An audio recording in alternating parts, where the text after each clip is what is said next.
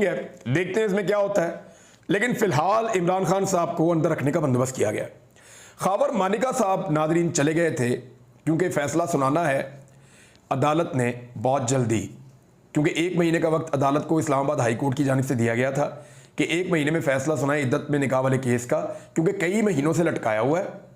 और जिस दिन जज ने फैसला देना था उस दिन जज साहब निकल लिए और अब दूसरे जज को दिया गया, मजूका साहब को, और उन्हें कहा गया जी आप 1 महीने में सुनाएं। अब 1 महीने में लगता है कि फैसला इमरान खान साहब के हक में आएगा। तो खैबर मानिका साहब ने कहा जी मैं तो ईरान जाना चाह रहा हूँ ज़ियारतों पे, लिहाजा मुझे 1 महीने का वक्त दिया जाए, 1 महीने की छुट्टी कर दें इस केस में और उसके बाद ये बाद में फैसला कर लें। और इसकी जो शर्त है इस्लामाबाद हाई कोर्ट की कि इसको 1 महीने के अंदर करना, उसको ख़त्म कर दें। तो फिर ये दरख्वास्त खारिज कर दी गई। खैबर मानिका साहब की बात इस्लामाबाद हाई कोर्ट में नहीं मानी गई। जस्टिस मियां गुल हसन औरंगजेब ने महफूज शुदा फैसला सुनाते हुए खैबर मानिका की नज़रसानी दरख्वास्त खारिज करते हुए सेशन कोर्ट को 1 माह के अंदर अपीलों पर फैसला करने का अपना हुक्म जो है वो बरकरार रखा। तो अदालती हुक्म के मुताबिक 12 जुलाई तक फैसला जो है वो आएगा। इस मामले पे 2-3 दिन रह गए हैं, तो 3-4 दिनों में ये फैसला आपके सामने आ जाएगा। आपको पता चल जाएगा कि इद्दत में इमरान खान साहब फारिग, किसी और केस के अंदर फिर उनको जेल में रखने का बंदोबस्त इमरान खान साहब को किया जाएगा। अब आप ये देखें कि खैबर मानिका साहब वहां से निकलते हैं अदालत से नाकाम होकर और पाकिस्तान टेलीविजन के ऊपर लाइव चले जाते हैं, प्रेस कॉन्फ्रेंस करते हैं, उनको बिठाया जाता है प्रोटोकॉल के साथ। शुक्र है पीआईडी में ले जाके नहीं बिठा दिया, लेकिन पाकिस्तान टेलीविजन ने उसको कट ही नहीं किया, यानी उसको हटाया ही नहीं। सारे टीवी चैनल लगातार दिखा रहे थे खैबर मानिका साहब को, और वो निजी जिंदगी, यानी वो कीचड़, वो गंद जो अदालतों के अंदर चंद लोगों ने सुना, उसको लाकर वो पूरे पाकिस्तान को सुना रहे थे। और ऐसे बेशरम और ढीठ पाकिस्तान के टीवी चैनल्स हैं और पैमरा है कि उन्होंने 1 मिनट के लिए भी नहीं कहा कि इसको हटा दें। खवातीन टीवी देख रही हैं, बच्चे टीवी देख रहे हैं, फैमिलीज टीवी देख रही हैं, और उसके ऊपर खैबर मानिका साहब निजी जिंदगी के ऊपर कीचड़ उछाल रहे हैं साबिक वजीर आजम और साबिक खातून अव्वल के ऊपर। ये कितनी मायूब और घटिया हरकत है।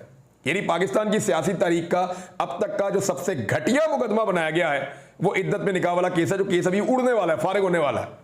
इमरान खान साहब इसमें, मुझे आइडिया है, इंसाफ हुआ तो सुरखरू हो जाएंगे। वो मामला ये है कि इद्दत वाले ऐसे घटिया केस के अंदर अदालत के अंदर तो आपने गंद मारा सो मारा, अब उसको उठाकर लाकर पाकिस्तान के मीडिया पे बराह रास्त प्रेस कॉन्फ्रेंस करके चलवा भी रहे और सारे टीवी चैनल दिखा रहे हैं। ना ये शख्स साबिक वज़ीर आज़म है, ना ये शख्स साबिक सदर है, ना ये शख्स कभी कोई वजीर रहा, कोई इतना बड़ा इसका पोर्टफोलियो भी नहीं है, और कंटिन्यूसली इसको दिखाया जा रहा है लगातार सारे टीवी चैनल्स पे।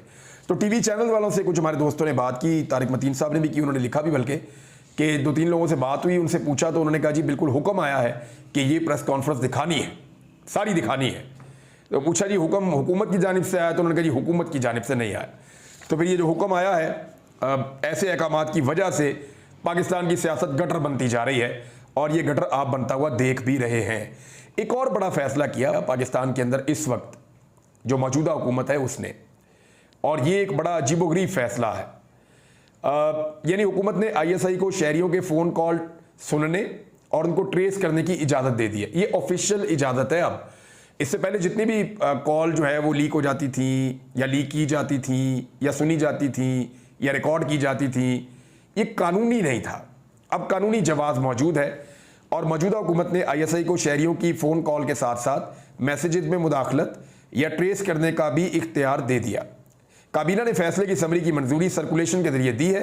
समरी के मुताबिक फैसला कौमी सलामती के मफाद में किया गया है, किसी जुर्म के खदशे के पेश नज़र किया गया है। मुझे अच्छी तरह याद है मरीम नवाज ने बड़ा रोला डाला हुआ था जब उनकी ऑडियो पे ऑडियो लीक हो रही थी, तो उन्होंने कहा था कि मेरी ऑडियो लीक कैसे होती है, ये कौन लीक करते हैं, वो कौन लोग हैं जो ये करते हैं, उनके ऊपर कार्रवाई होनी चाहिए। बड़े गिले और बड़े शिकवे किए थे। तो अब खुद ही, यानी जो बातें इन्होंने की हैं ना, उन सब का उलट ये खुद कह रहे हैं। और मुझे बड़ा, मैं इंजॉय करता हूँ इस बात को जब ये कहती थी कि वो तरीका मुझे भी आता है, उसमें हाथ जोड़ने पड़ते हैं, उसमें जूते साफ करने पड़ते हैं। बड़ा मज़ेदार स्टेटमेंट था। तो एग्जैक्टली उस तरीके के ऊपर बेहतरीन और शानदार अंदाज में ये बाप बेटी और पूरा ख़ानदान मिलकर चल रहे हैं, और इनको मुबारक हो इस तरह का इक़्तिदार, जिस तरह के इक़्तिदार का तरीका सिर्फ इनको ही आता है।